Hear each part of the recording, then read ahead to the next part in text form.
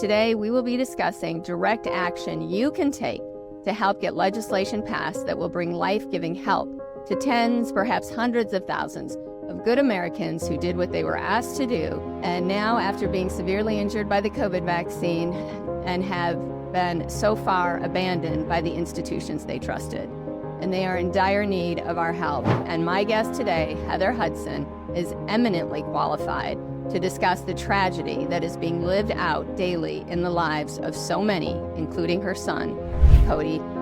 Their family has faced unbelievable hardship, and that hardship has led to Heather to put forth legislation called Cody's Law. Wrote Cody's Law, which is basically asking for these patients who have severe medical injuries to have expedited medical care. People have died waiting for these treatments. I am begging our government to pass this bill. The vaccine injured were completely abandoned. Welcome to the React 19 podcast, where we bring awareness and support to the COVID-19 vaccine injured and discuss the science, research, and laws that affect all of us.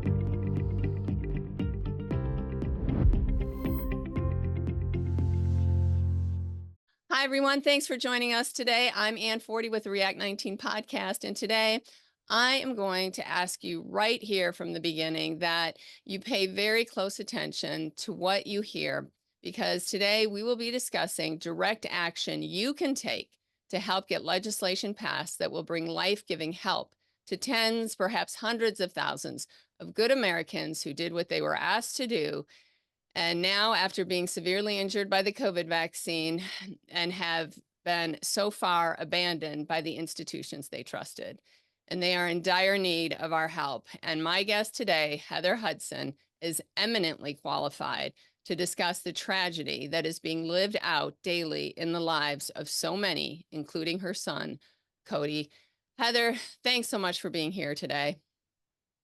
Thank you, Ann. Thank you for having me. You bet. Now, Cody experienced an absolutely life-changing vaccine injury back in 2021, at the age of 21. And as a result of that injury, their family has faced unbelievable hardship. And that hardship has led to Heather and many other in the vaccine injury community to put forth legislation called Cody's Law. So Heather, I'd like to start by just reading a few sentences from a very heartfelt Substack you wrote in March of this year. And I want to let everybody know that everything we talked about today, I will put the links in the show notes. So don't worry. If you are writing things down, everything's going to be in the show notes, so it'll just be a link away. So in that Substack, you wrote, this is the reality. So what I want people to know, I want people to understand by the end of this interview what your family has faced. That is the goal. The goal is for you to let people know the reality of what has happened to you, which is reflective of so many others, and they need to understand what has happened and why it's so important that they take action. So in that Substack, you wrote, Cody is age 24. He's been hospitalized twice in 3 emergency rooms, has had 7 brain scans, blood clots in all 4 limbs and the brain, as well as suffered multiple strokes in the past 6 months. He has lifelong blood clotting disorder after a shot. He has had numerous hospitalizations, scans, and emergencies in 2021 and 2022. He's been unable to walk without assistance since age 21. He gets no help from the government, and I believe he's had more things since that time. So this is just a little glimpse of what your family has faced. So I'm opening up the mic to you. I will do whatever. Please let the audience know all that you've gone through and what you hope to accomplish. Tell us what Cody's Law is and how people can be involved. So take it away. Okay. Thank you, Ann. Mm-hmm. So where to begin?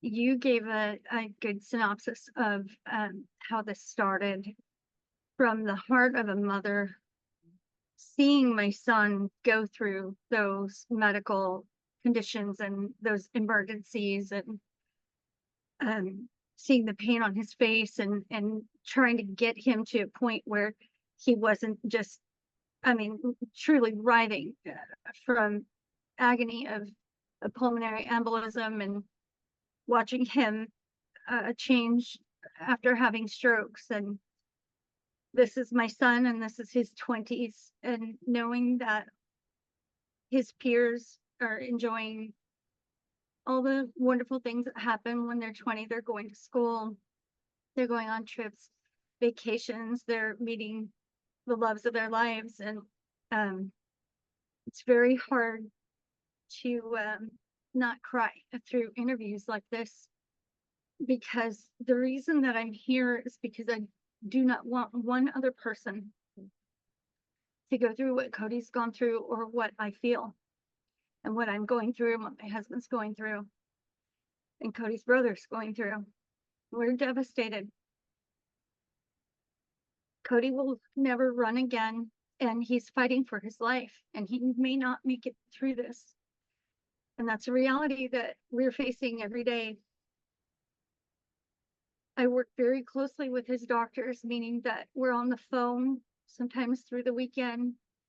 We text, we all text each other about his case. And there are many times that Cody has to be triaged through phone calls and texts at the hospital, and just trying to figure out how to keep him alive. And this is a boy who was running, who was active, Yeah.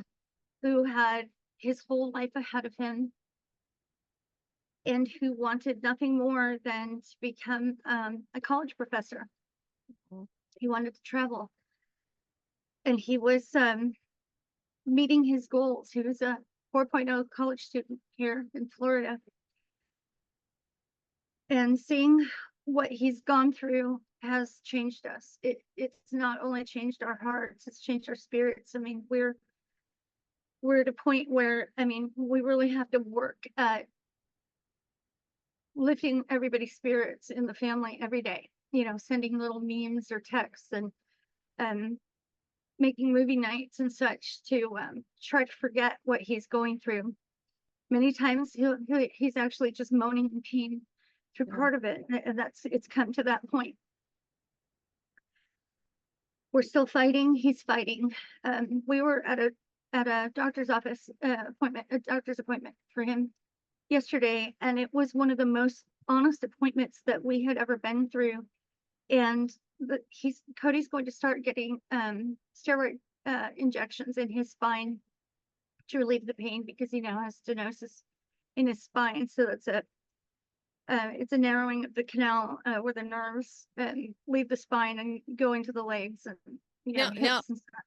Heather, I didn't really want to interrupt, but can you tell us exactly what injuries have occurred? Like, what's causing the pain? What did the vaccine do that's causing this? Is there even a diagnosis? Yes. So when in 2021, when Cody first started having symptoms, it was rashes. There were significant rashes. I thought they were just on his arms, and he was being private about it, but they were in other places, you know, on his legs and on his body. And so it's a little bit more severe than I even knew. And then he started having pain behind his right knee. And we were in the middle of moving we were going to be going to Arizona, leaving from Florida, having a change in our life. And Cody was going to go to school in Arizona. My husband was going to work on a military base there. And so we were 12 days away from moving when that pain, you know, from the leg and the rashes, and it turned into just writhing pain for Cody, who was just yelping and screaming. And I was trying to convince him to go to the hospital, and he was so afraid of contracting COVID and bringing it home to the family that this was obviously after his vaccine. You know, how long was this after the vaccine? This was so to the point where he had what turned out to be a massive pulmonary embolism. It was 9 weeks. Wow. The initial rashes and what they now say was likely a DVT behind his leg was within just starting in the first week, and then into the first week. So he was suffering through something much more severe. But because we were moving and he was helping with boxes and, he was a runner at the gym. He didn't know exactly what was going on. And we couldn't have fathomed that, 21-year-old young man who was active could have had a pulmonary embolism or even a DVT.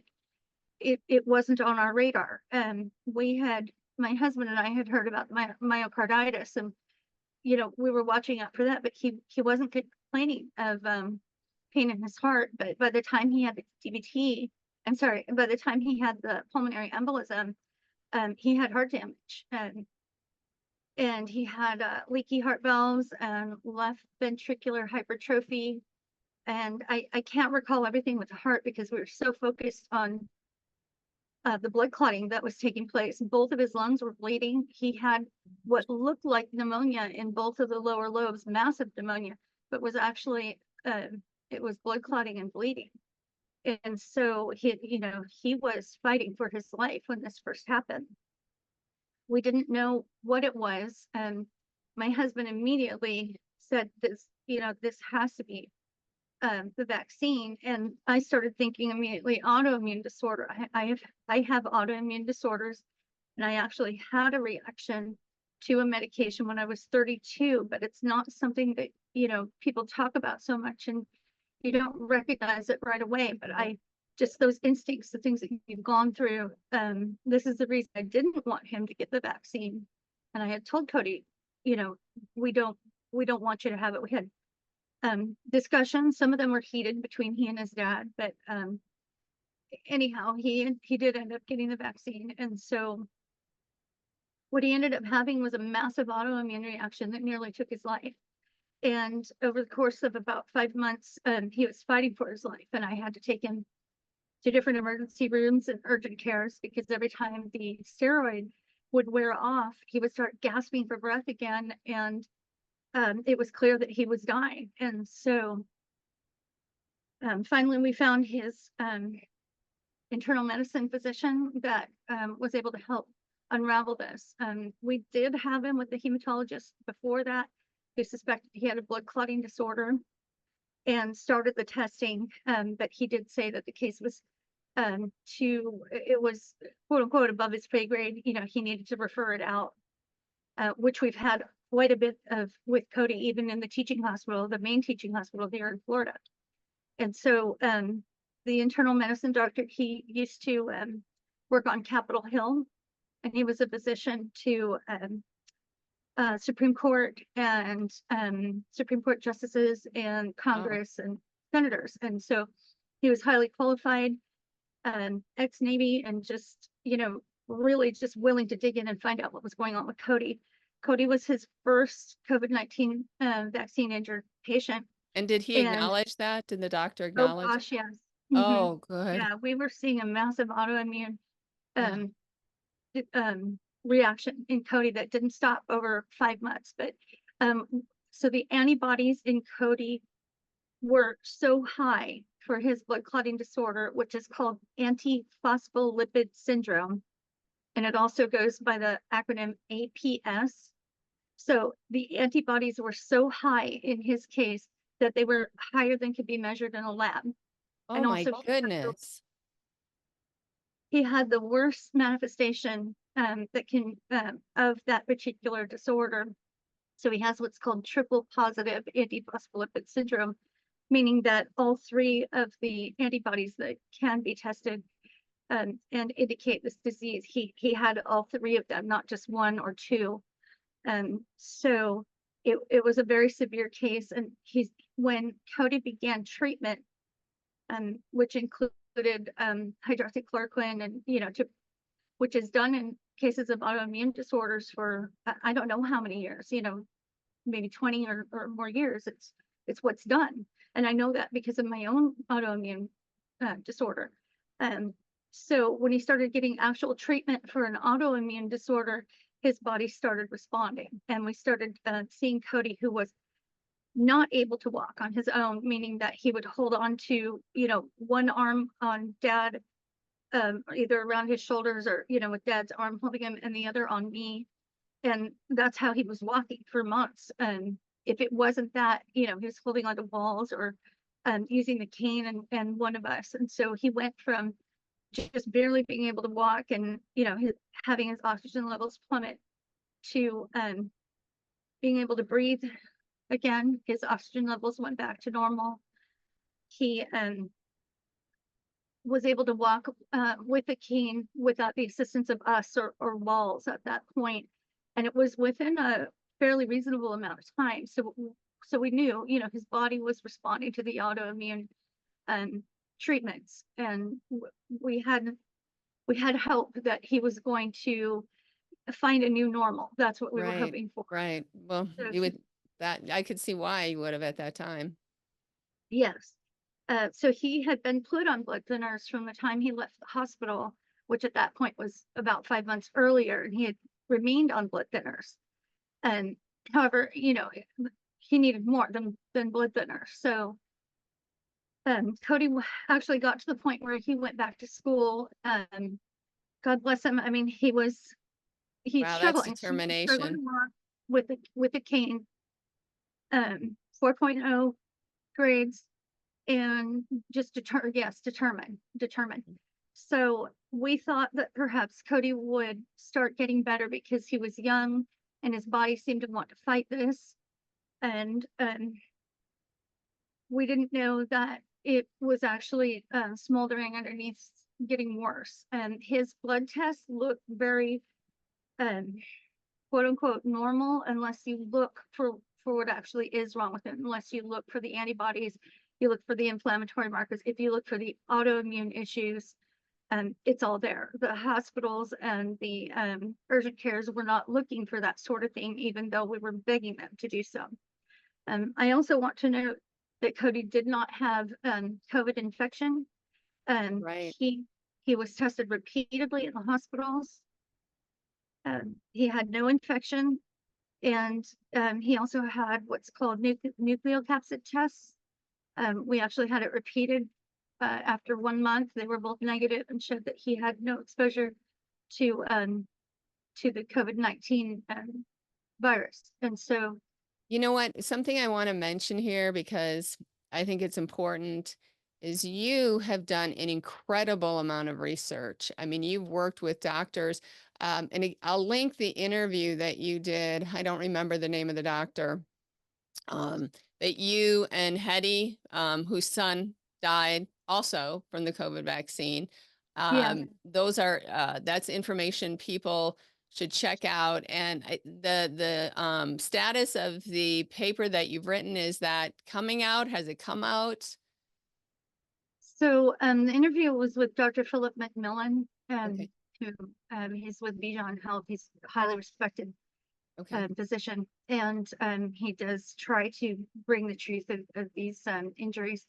The paper actually had favorable review. It went through peer review, and we are still working on some minor revisions that they've asked for. But I guess what I'm wanting for people listening to understand is you have committed your life to this over the last several years. Like, there is no stone that you have left unturned. You've gone into the science. You have done so much research. You know what you're talking about. You've dealt with many doctors. And so this is something that when people are listening to you, they can know, okay, this has been her life and she knows what she's talking about.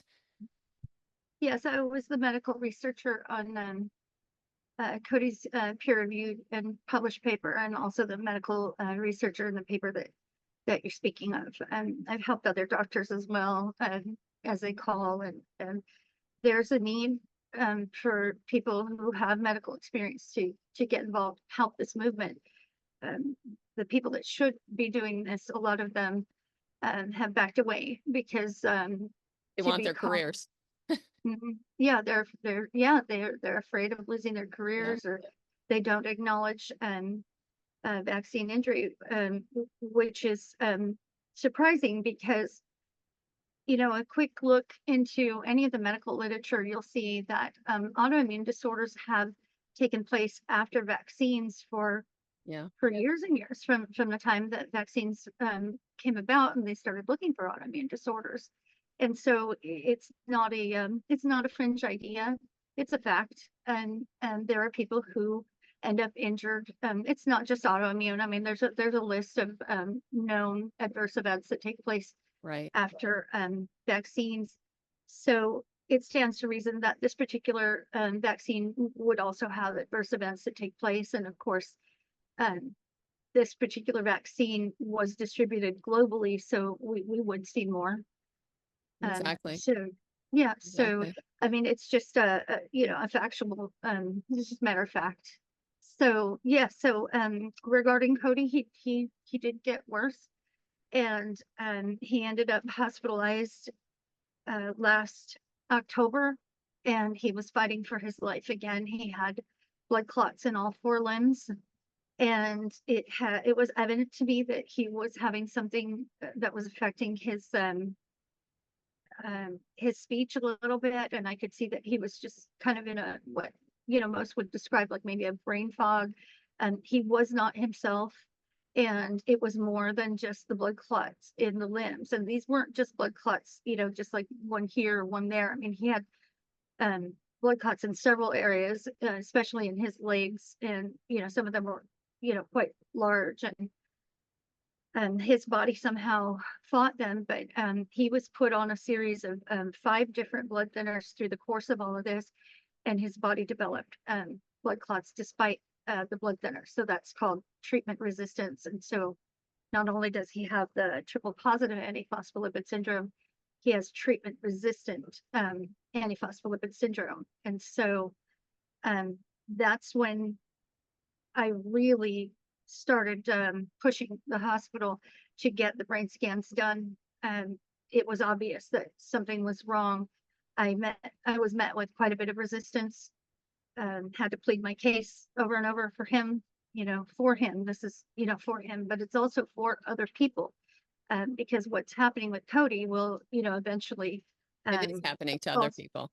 it will help other people once we learn um, how to help him, how to best help him.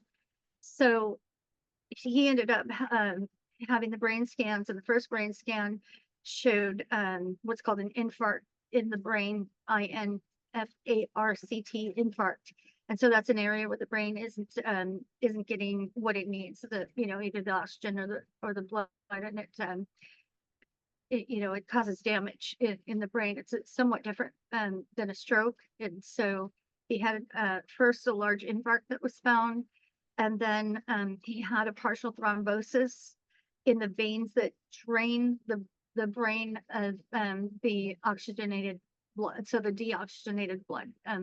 So that was the second one. And so they're changing blood thinners, and they're giving it time between these to see if they can help resolve what's happening, and it's not working. And so each brain scan is showing something more and more that's going wrong in his brain. And to me, it's terrifying, because most people don't live through one of these, and he had a total of 5, including a very large frontal lobe stroke in March. And also it kind of changes on certain scans, but most of the portions, or most of the left side of his brain has stenosis in the veins. So the inflammation, or the blood clotting is causing a narrowing of the blood flow over the entire left portion of his brain, besides the strokes. So I've had to take in stride as best a mother could, take care of him, document all of this, push for treatments, push for education on this. Even the teaching hospital doesn't know what to do for Cody. So I did the research to find the medication that has been shown promise of bringing lowering the antibodies in antiphospholipid syndrome, and sometimes actually showing remission in certain patients that have very severe autoimmune blood clotting disorder, antiphospholipid syndrome. And in doing that, we've had 3 different physicians pushing the insurance company, and pushing the organization that would be involved trying to get this drug to save Cody's life. And so far, we just keep hitting a brick wall. Oh my gosh. That's We've just been, terrible. That's just terrible. mhm. And The what's problem, so tragic about this, well, there's so many things, is that our government knew in 2021, I mean, you know it, I know it, they were flying the vaccine injured out to the NIH in January of 2021. They, Bree and others, they knew these things were taking place. They promised, oh, we'll help you. We'll let the public know.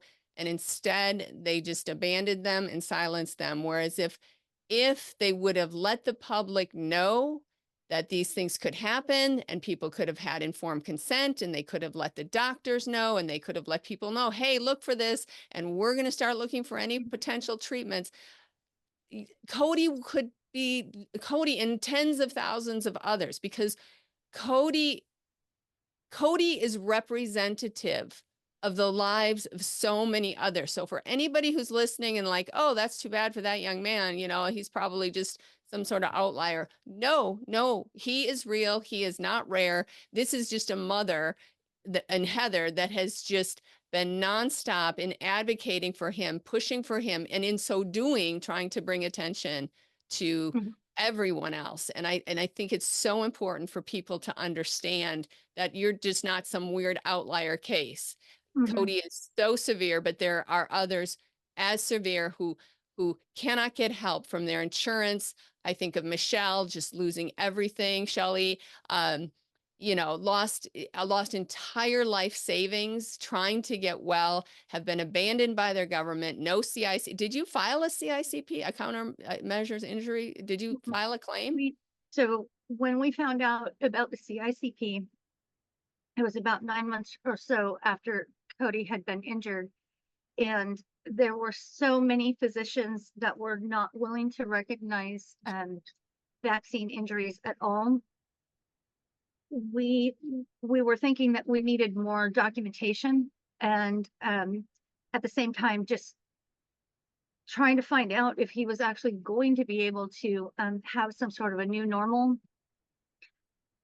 Weren't really sure what the program was, and so right about, you know, maybe the year mark, when I got to the point where I looked at it, Oh, I saw that they wanted all of Cody's records and all of his documentation, but they couldn't tell us who would be looking at it, and who would be, you know, what were their qualifications, what was the purpose, what could they do for us. And it just had these parameters that were unclear. And there, it was my understanding at that point that, you know, they were having trouble, the people that filed, you know, even getting any kind of recognition from the right. CICP. And so it seemed It's like been an utter failure. It's just been an utter failure. it seemed The whole futile. program. So So you didn't, going through this and what we've gone through with Cody now to this point where he's so sick, and realizing that CICP had nothing to offer him. right. We learned more about it, you know, quite a bit more about it, you know, that it doesn't have a permanent funding source. And, you know, I can't remember the percentage, but it's a pretty low percentage of approvals. Oh yeah, And like 98%. And they don't have anywhere near, I mean, they've only looked at, you know, a few cases out of the tens of thousands that have been filed. And yeah, there's been, that was brought up in the COVID subcommittee of just the utter failure where senators and congressmen were saying, you know, this is an abject failure. So, and which yeah, is part of the reason why we need to talk about Cody's Law and how that even got started. And whenever you're ready to shift to that, because that is really something that everybody listening, that is something everybody can do to help bring relief to Cody and tens of thousands of others. yeah. So it's always been on my mind every time I look at my own child and his suffering when he's in the hospital or even at home. And I'm, you know, we're in those moments where, do we take you to the hospital? Do we try and get through this at home? Those moments of sheer panic and worry, and, you know, trying to figure out what to do. And you're thinking, we have no help. we have no help. The CICC program did not provide any medical care. And that's the first thing that I start thinking of is where's the care for Cody? We have to kind of battle for these insurance approvals and, all of these things like you were talking about with Michelle Utter, who I know her story very well. And part of that, what she went through goes through my mind, even as, I'm trying to help Cody traverse through what we're experiencing, with a system that seems broken for these particular people, really just abandoned them. And so without having anywhere to turn to, I started looking at, well, what other programs are there? And then I saw the compassionate allowances program through Medicaid and Medicare. And so when those programs take place is for people who have significant illness like cancer, or there's a list of these particular illnesses. And I know numerous of the vaccine injured who have significant illness and they need medical treatments that they can't afford, or that are not provided to them, for whatever the roadblocks are. And for some reason, there's this group of people who are being given medical care right away when the need is met. And so Cody is diagnosed as disabled by at least 3 doctors, maybe 4 or more. Wow. He has no assets. Our family is, we are at the point where we have to file bankruptcy through all of this. And he is at the point where he needs a life-saving drug. I mean, it is a drug to preserve his life. So his story is not much different than a cancer patient. As a matter of fact, it's a cancer drug that he needs to go on off label. And so I know several of the vaccine injured that are in the same boat. Without this drug, they won't be able to walk, they won't be able to have a full life, and some of them won't live. So the vaccine injured were completely abandoned.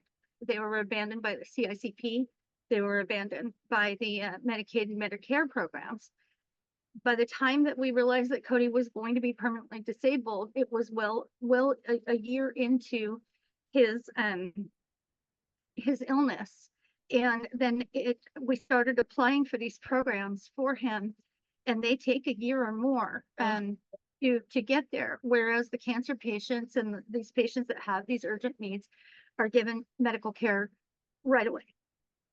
There's no reason why this group, the vaccine injured group, and also it's very important to include anybody who was left behind who was injured by a hospital protocol by the emergency use authorization drugs, because they also were not given any help or any consideration of what happened to them if they became injured or ill from one of these drugs. So if you take away the ability for a patient to seek compensation and to seek medical care and compensation from the manufacturer, and so that's gone. And then so the CICP program that's supposed to help them with compensation didn't even consider giving them immediate medical treatment. It stands to reason that if you think they need compensation for illness or injury, then they would need help with their medical care right away. So there was nothing done there. And then the programs that are in place, if there are laws that are in place that we're just not aware of or should be implemented, it's not being done. And it's not for lack of trying. I'm sure like you mentioned, Shelley, but also, our family and many other families that we know that continuously contact these programs and say, we don't know how much time this patient has. We don't know what to do because the insurance is denying the medication.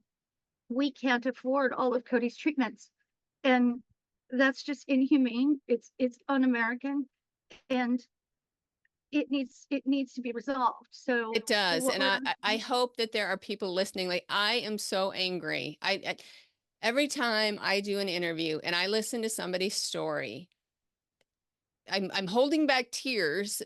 It's this rage an incredible sadness, really at the horror that's taken place, and all because this is a political issue. All, yes, a cancer patient, a diabetic, anybody else with any other disease can go and get help, but no, not the vaccine injured. And we need this to stop. So tell us what to do, Yeah. Heather. Okay, so I got busy and I wrote Cody's Law. I had had a little bit of experience when I first met Cody's internal medicine doctor, and we started writing together. And one of the things that we were pushing for was for help for the patients who were not allowed to have their families with them when they were terminally ill from COVID and remdesivir hospital protocols. And also they were not allowed to have the alternative treatments, Right. even though they might be terminally ill. And so, I had taken up my pen and done some writing on that. And lo and behold, Governor DeSantis passed both of those bills. And that was the result of quite a few people being angered at what was happening here in Florida regarding these patients who were stuck in the hospital systems and sick with the hospital protocols, and there were not laws in place to protect them and to allow them these choices for medication. And so I took that experience and wrote Cody's Law, which is basically asking for these patients who have emergent medical needs, who need long-term chronic care, who have severe medical injuries, to have expedited medical care through those programs when they apply. Cody has been waiting a year. It might even be more than a year. And his life is dependent on these medications and treatments, and he's not getting them. He's one of countless others. And we hear from them all the time. Yep. That they may not come and do an interview, or they may not feel comfortable to write it on Twitter, but when a They're mother everywhere. speaks out, they are everywhere. And they're turning to the people who are speaking out quietly and saying, is there hope? Are we going to get some medical care? I've been waiting for a year. I've been waiting for a year plus. And my heart just, it breaks, because as hard as Cody's story is, there are stories that are even more difficult to hear. There are stories that, people have died waiting for these treatments. And I know that that's extremely hard for anybody to understand or hear if they're not in our shoes. Exactly. But it's taking place. Exactly. I am begging our government to pass this bill for all of the vaccine injured and all of the people that were injured by the declared emergency countermeasures. They need medical care, and they should have been provided medical care. They were asked to take these drugs and these medications and vaccines. They did what they were asked to do, and there was nothing for them in case they got hurt. That is, like I said, just, it's un-American. It's unconscionable. Especially since they knew since the beginning of the rollout that these injuries were happening.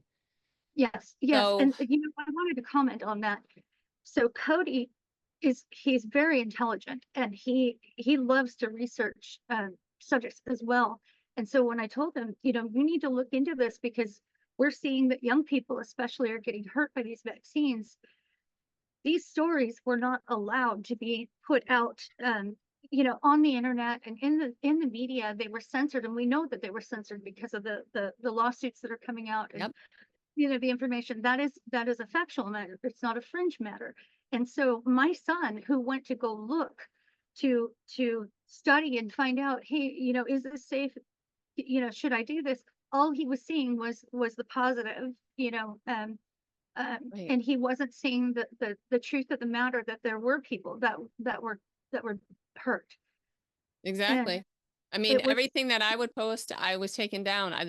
I remember very early in the pandemic, I wrote an email to my extended family, not my children, but my siblings, and said, there's something going on. I've never seen the type of censorship. I had a website.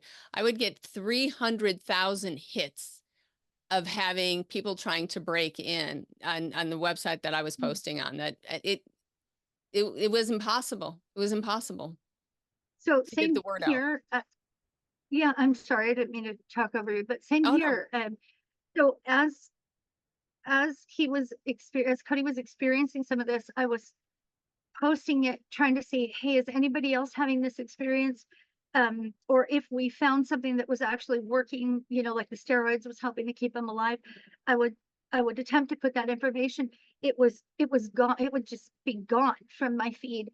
I was banned from certain social media. I was not allowed to speak about it.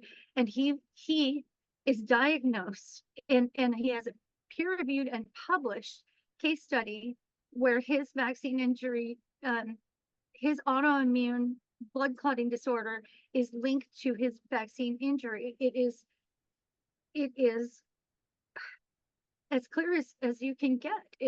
The information is there, but it wasn't allowed to be put where these kids could see it. And we tried as best we could to get the information out as fast as we could. We were actually surprised that we were able to get it published. But this is, it was finally published in 2023. It sat between 2022 and 2023. So I can't imagine how many people needed to see this. We saw Anyhow, plenty of the ads to get their free donuts and free beer and free hamburgers and French fries, but yeah. So, where was where were the people that were in these organizations standing up saying, that's not right, that's censorship, we need to hear both sides.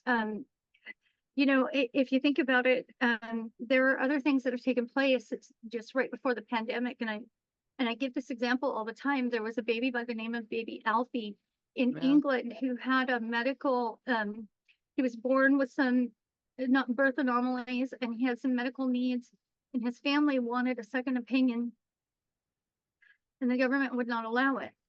And so the family appealed online, and they had $400,000 almost like within minutes in the account to help this child. And he had something close to that, 400,000 followers or something online. And then the Vatican offered to life flight baby Alfie into the Vatican and get the second opinions from doctors there in Italy. And that government didn't allow it, but the people were allowed to speak about it, and it was given so much media attention that it did something that's needed to be done. Sometimes there is another side to the story, right, exactly. And people were able to see that this family was being censored, and they actually had a support system and help to get through this. What happened between, I believe that was 2018 and 2021, when people speak out and say, no, this isn't right. We want help. We want to change. We want to do something different. All the people that were saying that were censored. They were not allowed to say it. Right. And so change couldn't come. I don't know why.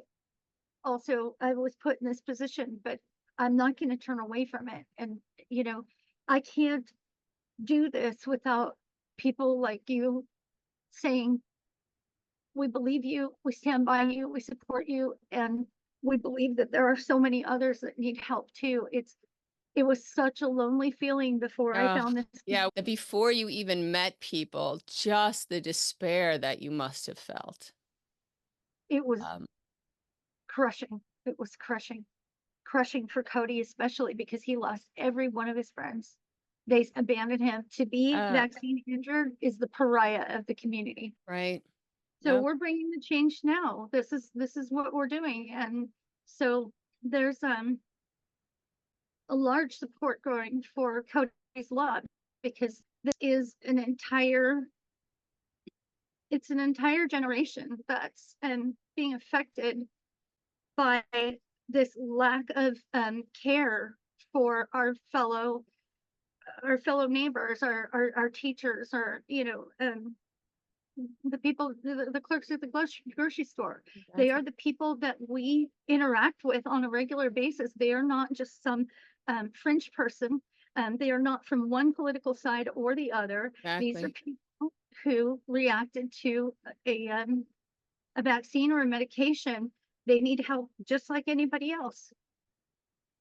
And Yeah. so, yes, we're saying we're not going to take it.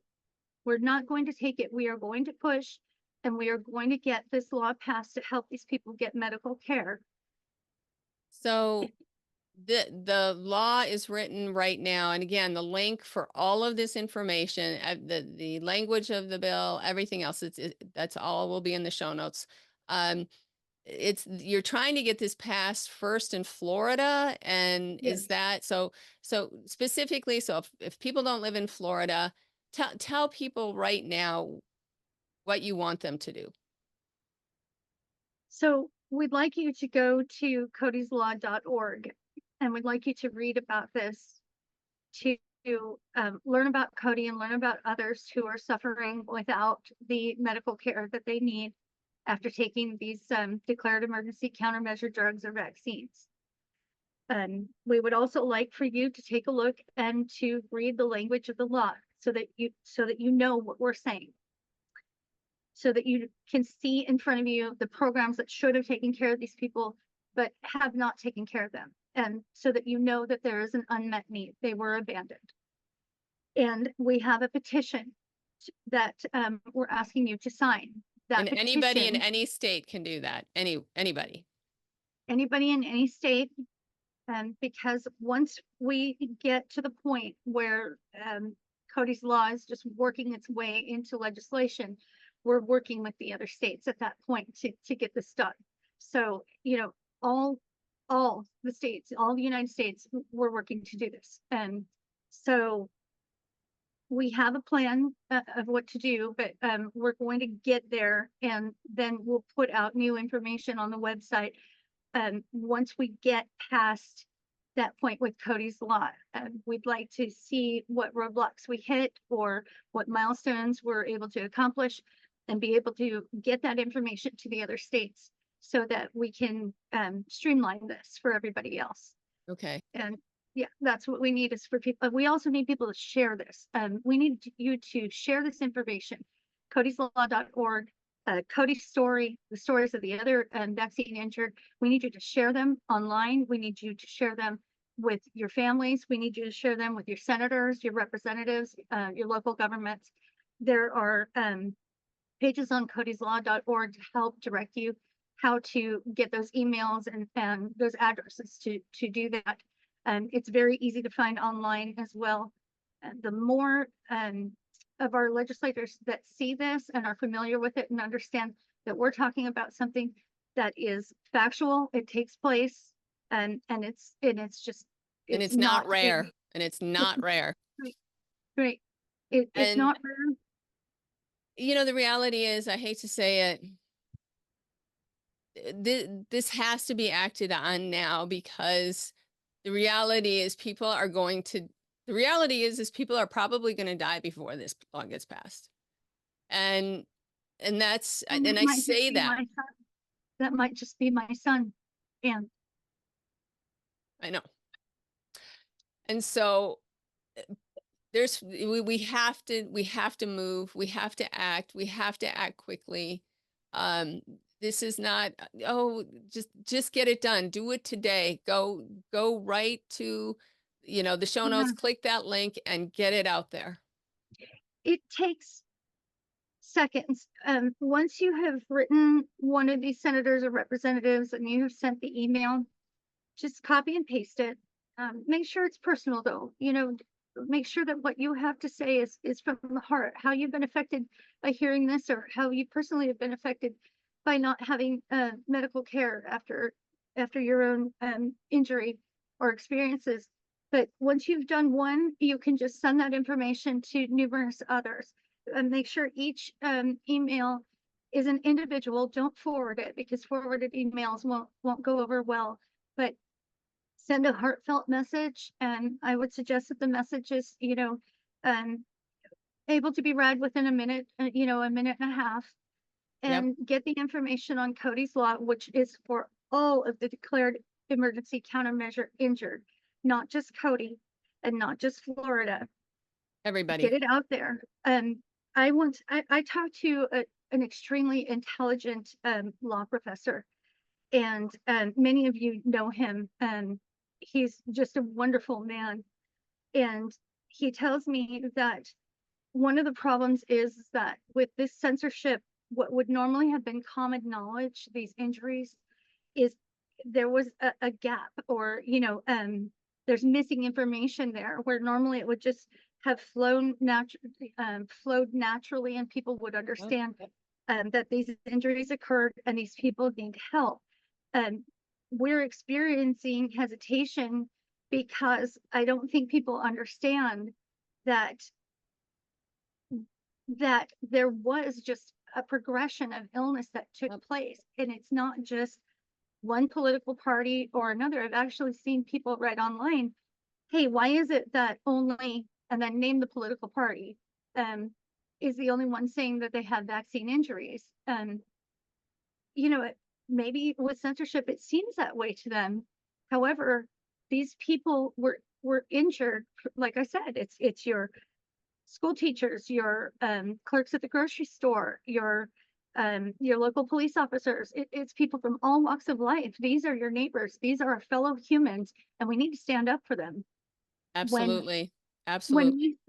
when we say, oh, I don't believe you, or that's rare, or you diminish what's being said, what we're actually saying is that the drug manufacturers are right, and that the drugs are infallible. When did we ever stand up for a pharmaceutical company over our neighbor who's in a wheelchair now? When did we ever do that at any time in history? We didn't. So I think people need to look at that and realize that what they're saying is it's ridiculous. It's not founded in. It's tragic. It's Mhm. tragic. It's Yeah, absolutely tragic. tragic is a better word. It's a much better word. And So horrific. And horrific. stand up for your fellow humans. All this is going to do is going to require safer drugs. And If mhm. go ahead. Yeah, if we are able to to highlight and enlighten the public on what's taking place, to be able to come out from under the censorship, and for them to see, hey, I need to stand up for my fellow humans, because when we know what has happened to these people, then we begin to see the studies. The doctors are able to treat them, give this information to other doctors. The public health organizations are able to relay that information to the public. And what that does is they start seeing the trends of the injuries, and then they start being able to develop treatments that are more effective. And that's a community that works. When we have the censorship, what I was trying to explain earlier, the censorship causes a gap of that information. Exactly. And so it confuses everybody. It confuses them. So the people are hurt. They don't understand why they're not being heard. And the people who are hearing that somebody's hurt, they don't understand, why am I not hearing this from my doctor? Well, this is why. This is why. The doctor's So not even hearing it, so. Yeah, if there's no medical care for them, and there's not a study done, there's not a treatment developed, you're not going to hear it. It's not going to be in the medical journals, etc. And so this is where the information gap has caused this confusion and sort of like an infighting. Whereas if we just stand up for our fellow humans and realize, hey, the big pharma, they're big boys, they can take it. If somebody's been hurt, their job is to make a safer drug and to not do what they did before. And if we don't call them out on it, if we just say, hey, this doesn't exist, then we'll never get to that point. And what happens with that is these people that are denying that it's taking place are not looking at it.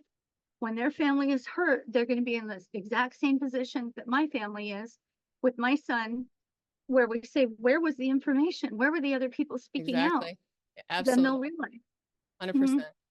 So Heather, to wrap this up,